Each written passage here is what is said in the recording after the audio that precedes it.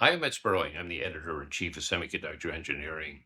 I'm over at Quadric with Steve Roddy. We're going to talk today about the state of the market for edge silicon.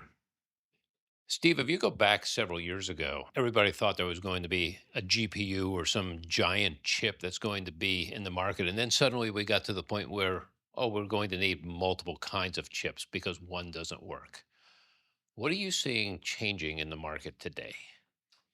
Well, then we're seeing, a lot of variation and a lot of churn in the content of the silicon and edge devices and a ratcheting up of the amount of AI functionality people want to put in those devices. And that means rationalizing the power, latency, and performance necessary for each application area. It means picking compute architectures that offer enough flexibility to run different workloads, but also delivers the power, performance, battery life that you're looking for in an appliance. Well, let's take a closer look. Let's do it. Steve, what are we looking at? Well, what here is a typical sort of high-level block diagram of what a piece of silicon would look like for the edge. This could be a phone, this could be something in the car, this could be an embedded robotics controller. Right, you're going to need variety of compute resources in order to execute the functional workload that you're looking for and do it on device. Obviously, a CPU to be able to operate control and high-level algorithms, GPUs if you got a screen, you have to interface to the rest of the world, and increasingly, most appliances need some level of AI acceleration or an NPU to be able to execute the AI models that are desired on the edge, whether that's a language model that you're talking to or some sort of vision model to process real life inputs that are coming into the system. What makes an NPU different from the other chips? That's an excellent question. 5 years ago, virtually everyone designing silicon, chip startups, big system OEMs, all believed, well, if AI is the future, then I have to control the AI architecture, the AI algorithm. And we saw this explosion in architectures for NPUs or matrix accelerators. Virtually everyone building their own type of NPU, most of which look pretty much all the same, with the idea that at the time, gee, I need to have the efficient hardware. It's got to be my hardware in order to be able to differentiate. But I think over the last few years, people have realized that's really not the source of differentiation and value. It's not the hardware, but it's really the algorithms. It's what applications are brought to bear, what gets bundled with the silicon or the system. It's the data, it's the models. That's where the differentiation and value is being added. And the NPU, well, that could be something that maybe you build in house or maybe you license externally from an IP company. I think we're starting to see the growth of that licensed NPU market really start to blossom, and the number of internally designed NPUs starting to get kind of cold as a consolidation occurs. As you build these algorithms, though, they change so fast that really what you're doing is saying, okay, this is our starting point, and we're going to evolve with this algorithm. That becomes the value add, right? Yes, and that's where the evolution in architectures has really hit over the last couple of years. 5 years ago, the state of the art algorithms were CNN based algorithms, CNN backbones, the names you may be familiar with, the mobile nets, the ResNets, that type of thing. Suddenly, transformers arrived. Transformers became large language model variants of transformers. Now you have vision language models, vision language action models, etc. That churn means that for someone designing silicon, where you've got 18-month to 24-month design cycles and production ramps. If you're picking an architecture now, early 2026, late 2025, you're not going to see this in volume until 2028, 29. And you know that the algorithms are going to change rapidly between now and then. So, how do you design something that can stay flexible and focus your energy on what those algorithms are and not focus all your energy on, maybe overly optimizing the NPU itself for what you know today that you know is going to be obsolete in 3 years. People have been talking about the edge for probably the better part of a decade. Why now? What's changed here? Well, I think the models, the AI models in particular, have become sophisticated enough to really bring actual value. Right? We see, for example, consumer chatbots, LLMs, becoming pretty commonplace. Lots of people have subscriptions to ChatGPT or Claude or one of the other chatbots or one of the other functional LMs. And they're starting to realize that type of functionality embedded in their car, embedded in their laptop, embedded in maybe their consumer devices allows for much more natural interaction and natural control for the user. And even for the manufacturer, is that you're able to put more value in the product and sometimes even reduce cost, right? If there's an appliance that has lots of buttons, lots of actuators, that's cost to build and manufacture. You replace that with a microphone and a speaker and maybe a small LCD panel, and you remove a whole bunch of buttons. Suddenly, that microwave or that TV or that elevator becomes more functional for the user, hence more valuable. Also reduces manufacturing costs because there's just fewer things in the car or in that appliance. And so there's this sudden realization that AI can actually add value. It's not just a toy, it's actually increasing the utility of the devices we use every day.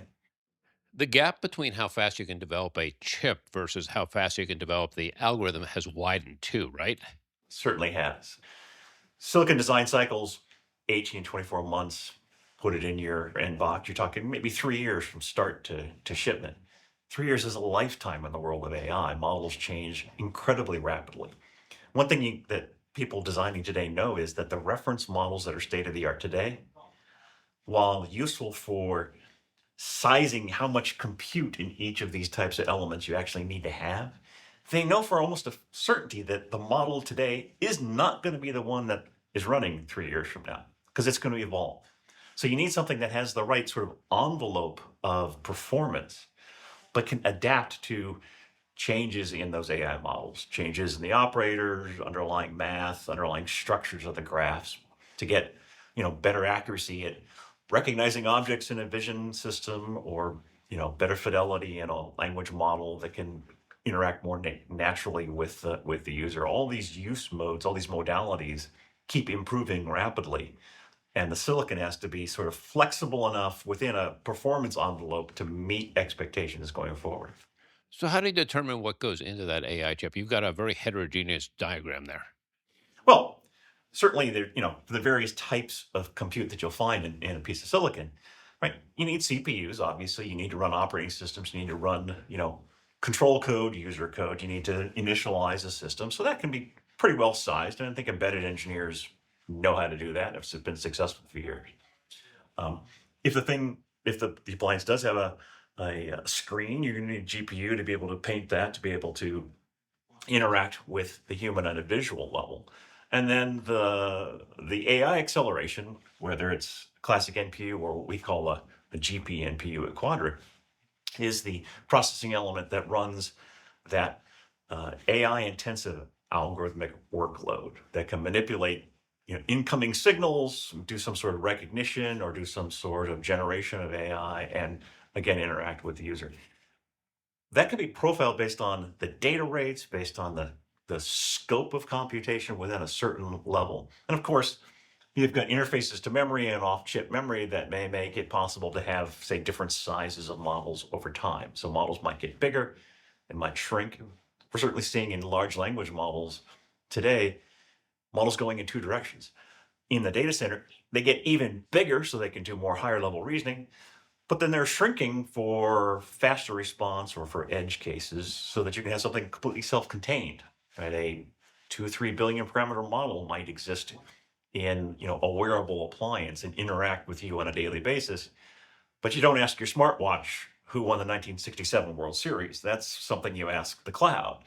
But you ask your smartwatch about your fitness level. Did you get your steps in? Recommendations for what you should eat, health related monitoring, and that's very, very local. So, what you're balancing here is sort of a generalized this is what you're going to need for potentially a variety of different things that will come up over the next 10 years. Absolutely.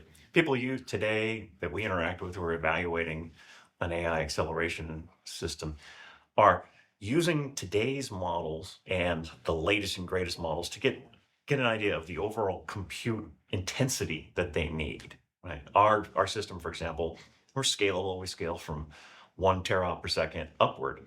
People are trying to figure out the rough order of magnitude. Does today's model need roughly 10 tops? Okay, do I pick 10 to 20 as the envelope and I put that down as a programmable fabric that can react to changes in models that come out over the next several years. And that's usually the way people size the amount of compute that they're looking for. Do you potentially put in multiple edge AI chips so that if you want to go faster or you want to add more functions, this is what you basically double or triple the number of chips? That is an interesting observation. We're starting to see that beginning, right? As you know, if you this is represented here as a block diagram, this could be a monolithic IC or it could be a chiplet. Certainly, chiplet technology is rapidly advancing. Today, most chiplet packaging is data center, $100 devices, but it's rapidly going to come down to where, a $40 applications processor in your phone might have multiple internal chiplets. There's now where an opportunity to create scalable compute comes in for the silicon manufacturer, right? An NPU, for example, that is a chiplet-based thing where you could have one, two, or four and interconnect them with something like UCIe to scale up the compute to meet different market segments. Now, that opens up an opportunity to tackle evolving models and evolving performance points or price points for the application. And again, manufacturers are saying, okay, I need something that scales well, that can run any model as model complexity changes. The 50 top solution might be great for today's, say, AI PC.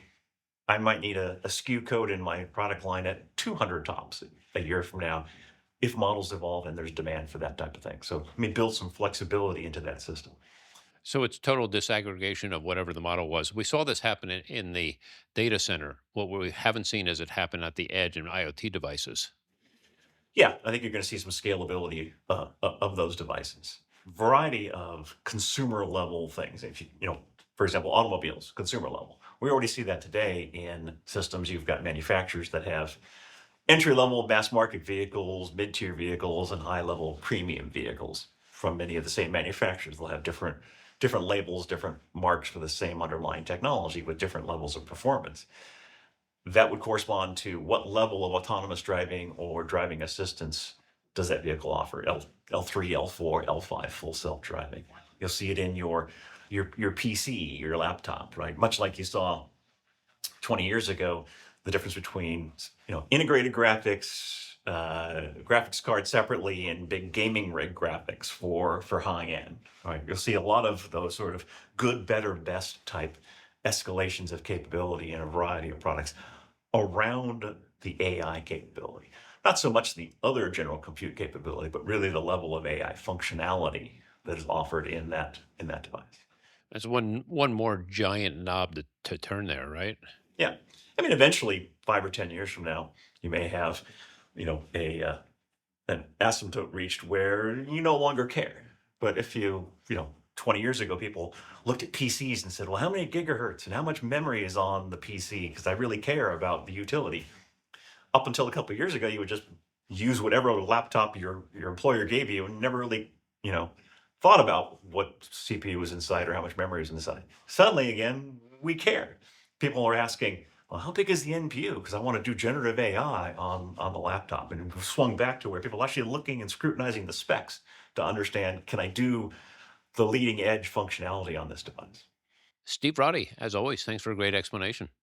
Ed, thanks. Great to be here.